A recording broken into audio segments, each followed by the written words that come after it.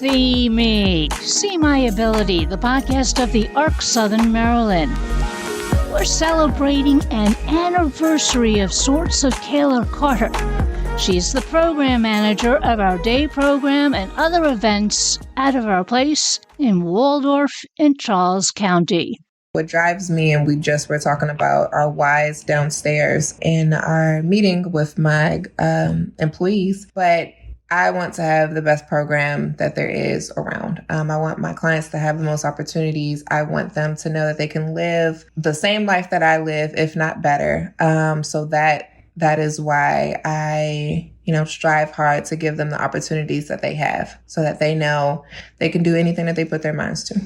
You live in this county, right? I do not. I live in Prince George's County. Really? So you've had to stick your nose into community activities here big and boldly. Yes. How welcome have you been?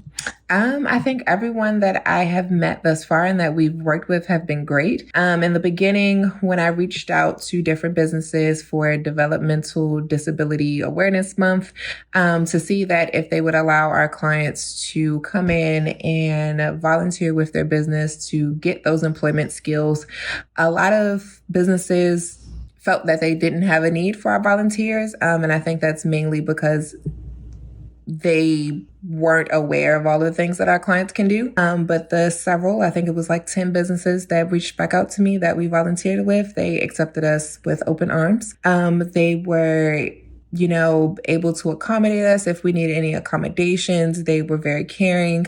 They made sure that the clients were, safe, that they were comfortable in the environment that we were volunteering in.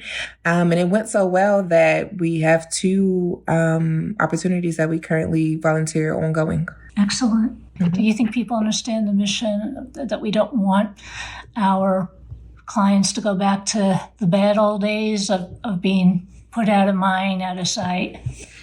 I don't think it's more so where they don't realize that. I think it's if you aren't around people with intellectual disabilities like how we are in this field, then you don't really know what they're able to do. You don't really know ways that they can help you, or you might not even know, because I have clients that work like in Safeway and Marshalls. You may not even know that your cashier has an intellectual disability and that they're employed. So I think that's just what it is, for lack of better words, ignorance of not being aware of, who could have a disability or what are all the things that they could possibly do even though they have a disability. So I think that's the gap that we're facing here in Charles County. And that is something that I am looking to work forward to, making sure that all of the businesses here know that we're here, and that we're able to volunteer, to work, anything. It's a big push to make sure that our clients are not just sitting idly by and not learning something new or not doing something new. Can you explain how you've been feeding into that? Yes. So when I first started about a year ago, I created an activity calendar that had different activities each hour on the hour. So they were learning money management skills. They learned French class. So different world languages. We started out with French, and then in the fall, they're picking up Spanish. They've learned how to read. We have beginners and advanced reading group. We have Zumba. We have arts and crafts. We even have a client who teaches one of our groups, and she's teaching her peers how to knit. So I find that, a bulk of coming here to our day program, to our CDS programs, is that they are able to get the skills that they need to be independent. But what we try to do here as well is also make sure that we're making it fun. You're learning those skills. You may be learning how to manage your money and how to, go out to lunch and know what change you get back. But we're, adding a little twist onto it. So now we're doing money management. But if you like to eat at Chick-fil-A, now I'm giving you Chick-fil-A's menu and you're figuring out how much you should get back from ordering your favorite meal at Chick-fil-A. Just making sure that it reaches them, that they understand, they're able to grasp what the lesson is, and that it's important to them. Because if it's not important to them and they don't understand, 9 times out of 10, they won't grasp the lesson.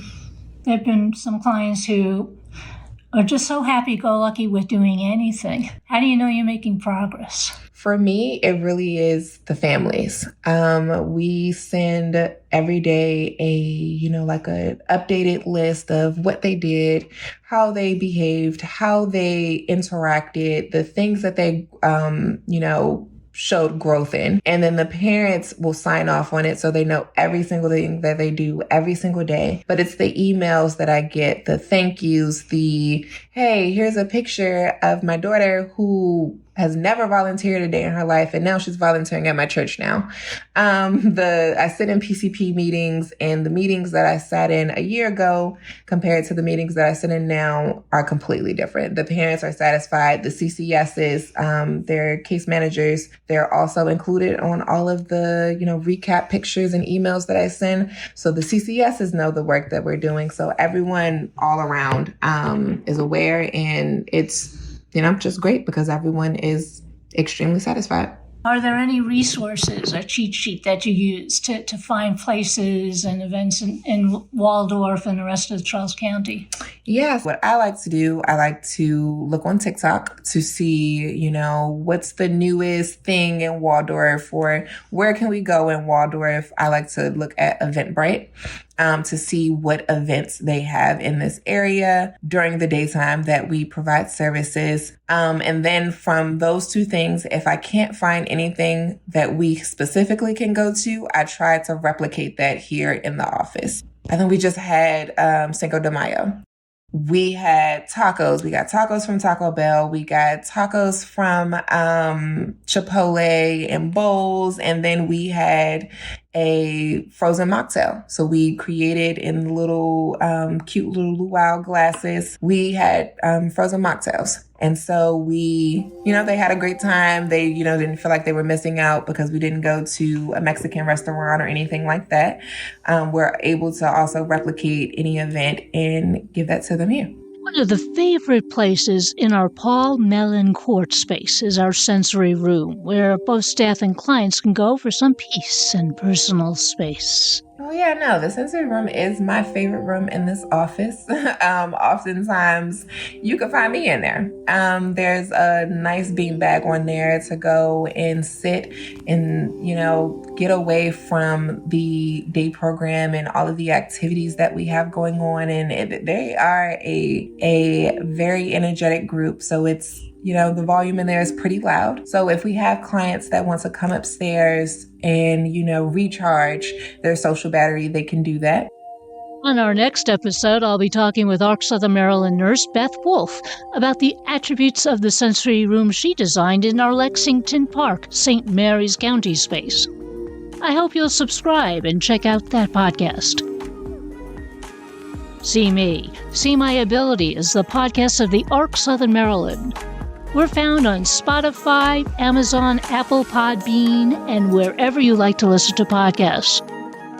Please leave us some stars on those applications. Your comments are always welcome by email at info@arcsomd.org.